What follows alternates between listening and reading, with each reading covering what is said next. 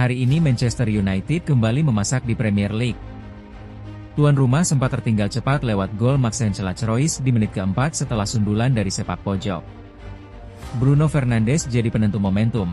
Sukses menyamakan lewat penalti sebelum kemudian mengirim umpan matang untuk Benjamin Sesko yang menjebol gawang Palace di menit ke-65. United pun berhasil bangkit dan menang 2-1, membawa mereka berada di peringkat 3 klasemen Premier League. Ke-28 Premier League 2025-26, Arsenal menang tipis 2-1 atas Chelsea di Emirates Stadium. Gol pertama lahir dari bola mati di menit ke-21, ketika Gabriel Magalhaes menyodok bola dari sepak pojok, diselesaikan oleh William Saliba. Chelsea sempat menyamakan skor lewat gol bunuh diri jelang turun minum, tapi itu tidak menghentikan The Gunners. Di babak kedua, Arsenal kembali unggul lewat sundulan Jurrien Timber dari set piece menit ke-66. Chelsea bahkan harus lanjut dengan 10 pemain setelah Pedro Neto diusir wasit. Winger The Reds, Mark Kennedy, melontarkan kritik pedasnya. Menurutnya, penampilan bintang Mesir itu musim ini jauh dari level biasanya. Hanya 4 gol dan 6 assist, jauh turun dari musim lalu. Kennedy bilang, bukan cuma statistik yang mengecewakan. Keputusan di kotak penalti dan reaksi emosional salah ikut jadi sorotan. Baru saja mendapat kabar kurang baik dalam harapan mereka di Liga Champions. Lawan mereka di babak 16 besar, Paris Saint-Germain, berhasil mendapatkan persetujuan untuk menjadwalkan ulang pertandingan liga mereka sehingga PSG punya lebih banyak waktu istirahat antara dua leg melawan The Blues. Artinya, PSG punya keunggulan fisik sebelum leg pertama di Parc des Princes dan leg kedua di Stamford Bridge. Sementara Chelsea harus memainkan laga liga di sela-selanya, yang bisa melelahkan. Fans Chelsea tentu kecewa, karena PSG pernah menang besar atas mereka di final Piala Dunia antar klub musim lalu dan kini kembali punya peluang besar melaju lebih jauh di kompetisi Eropa ini. Sesko tiba di Manchester United dengan nama besar, tapi awalnya performanya jauh dari ekspektasi.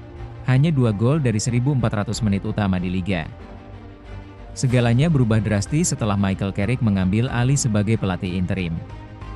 Dalam menit yang jauh lebih sedikit, Sesko langsung meledak dengan 6 gol dalam 274 menit. Carrick membebaskan Sesko dari taktik kaku pendahulunya dan memberinya kepercayaan diri. Hasilnya, sang striker kini jadi ancaman nyata setiap kali masuk dari bangku cadangan. Real Madrid, Kylian Mbappe, terpaksa absen akibat cedera lutut kiri yang sudah ia rasakan beberapa pekan terakhir. Pemain 27 tahun itu bahkan sudah melewatkan beberapa laga dan sekarang fokus pemulihan penuh.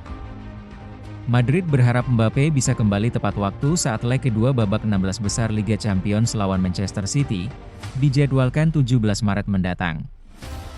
Namun hingga kini, pemain asal Prancis itu diperkirakan absen sekitar 3 minggu.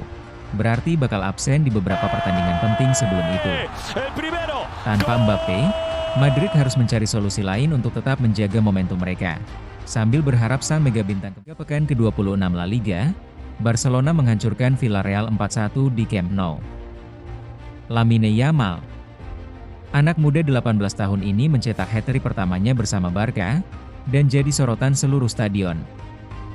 Gol-golnya membawa tim unggul, meski sang lawan bukan lawan yang mudah. Yamal sendiri mengaku bahagia bukan cuma karena 3 golnya, tapi karena timnya menang besar. Dengan kemenangan ini, Barcelona makin mantap di puncak klasemen, semangat tinggi menuju gelar. Setelah absen panjang karena cedera paha dan masa sulit secara pribadi, Lukaku akhirnya mencetak gol pertama musim ini di injury time menit ke-96.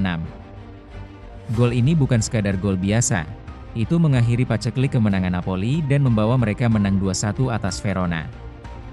Begitu peluit akhir berbunyi, Lukaku tampak menangis haru, menunjuk ke langit. Momen emosional dari pria yang kembali bangkit setelah duka dan perjuangan panjang. Sang Liverpool, Mohamed Salah, semakin dekat meninggalkan Anfield musim panas ini.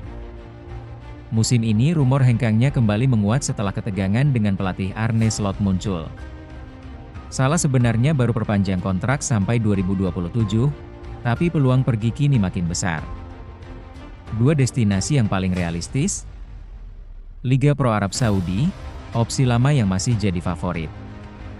Major League Soccer, MLS, di Amerika Serikat juga jadi kejutan di daftar kemungkinan. Jika benar pergi, Liverpool sudah mulai memikirkan suksesor, dengan sejumlah nama besar dikaitkan untuk menggantikan perannya di lini depan. Erling Haaland, Manchester City tetap menang. Di laga Premier League lawan Leeds United, City tak tergantung lagi sama Haaland untuk cetak gol. Pemain baru mereka, Antoine Semenyo, jadi pahlawan. Ia mencetak gol tunggal di menit akhir babak pertama, membawa City menang 1-0 meski Haaland absen karena cedera. Semenyo kini sudah punya 6 gol dalam 11 penampilan sejak didatangkan dari Bournemouth. Itu bikin beban gol City gak lagi cuma di pundak Haaland. Kemenangan ini juga memangkas jarak City dan Manchester United. Paul Scholes menyarankan MU untuk mendatangkan gelandang Newcastle United, Sandro Tonali, daripada mengejar Declan Rice dari Arsenal.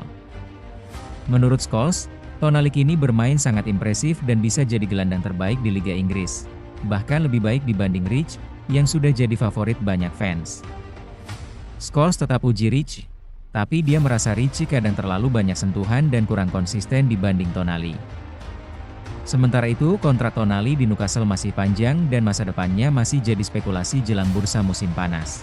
Manchester City baru saja meraih kemenangan tipis 1-0 atas Leeds United, tapi sang bintang Erling Haaland absen di laga itu. Guardiola mengungkapkan Haaland mengalami cedera ringan di lutut saat latihan 2 hari sebelum pertandingan.